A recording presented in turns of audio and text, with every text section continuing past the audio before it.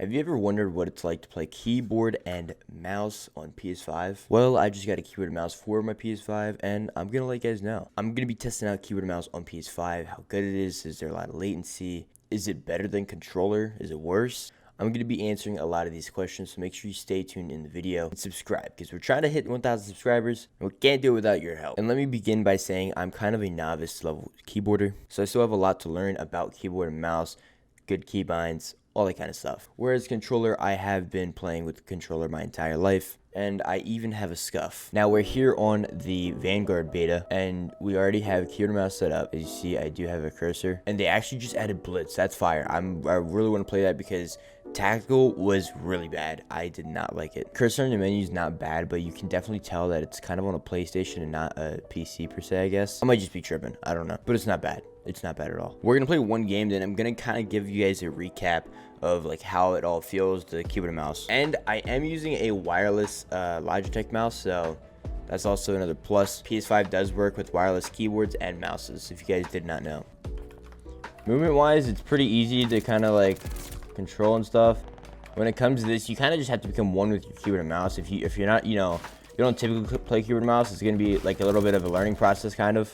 And I just got absolutely smoked. But I've been playing on this for maybe a day now. I played a little bit yesterday on the beta on keyboard and mouse.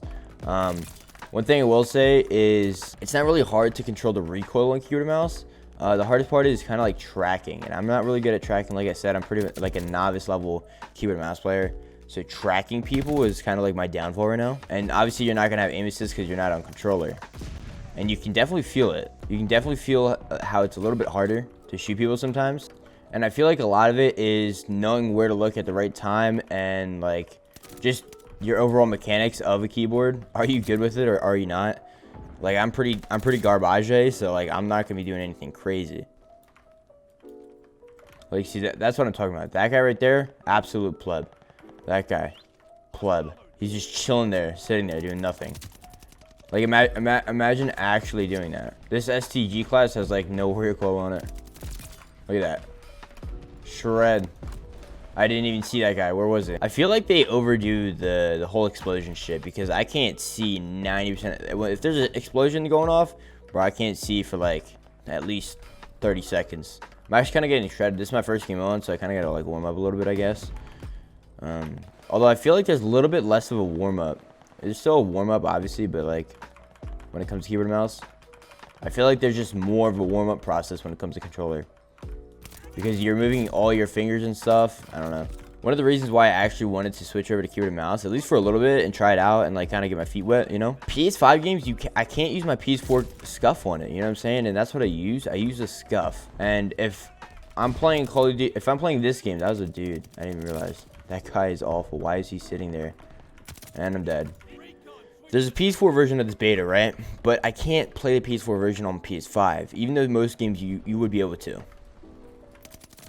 Like Cold War, that's why I could use my scuff on Cold War. But in this game, I can't. And I don't know if the full game's going to let me download the PS4 version on PS5. Who knows, really?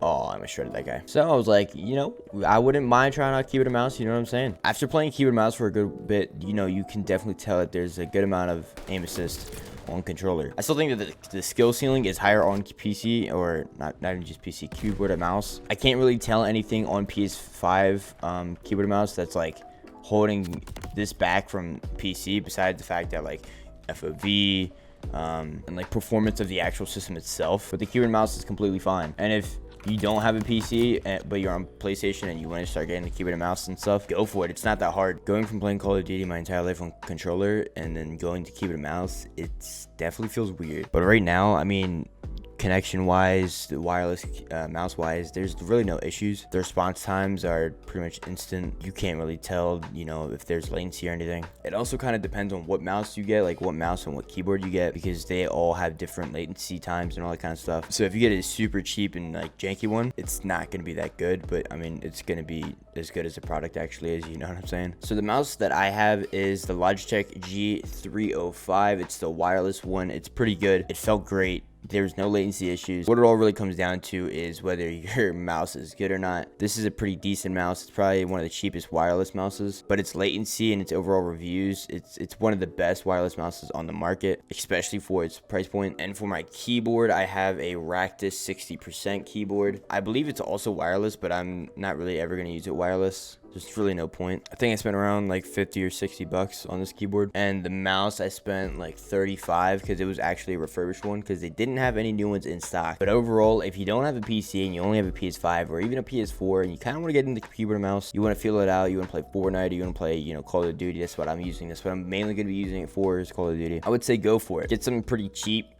but still good. That's kind of what I got. I can put the 2 links of the products that I'm using right now in the description if you guys want to check them out. There's not many of them left, so if you want one, make sure you be quick. The wireless works completely fine, and like I said before, you can use wireless keyboards and mouses. It doesn't matter. It will work on the PS5. Yeah, overall, I'd give it like a solid like 8 or 9 out of 10.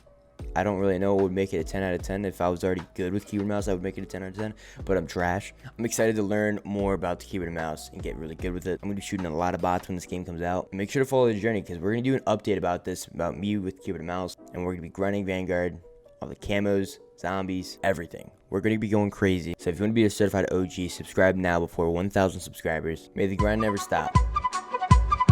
Peace. I'm just here to hold your hand when you die and to show you around the mansion every place.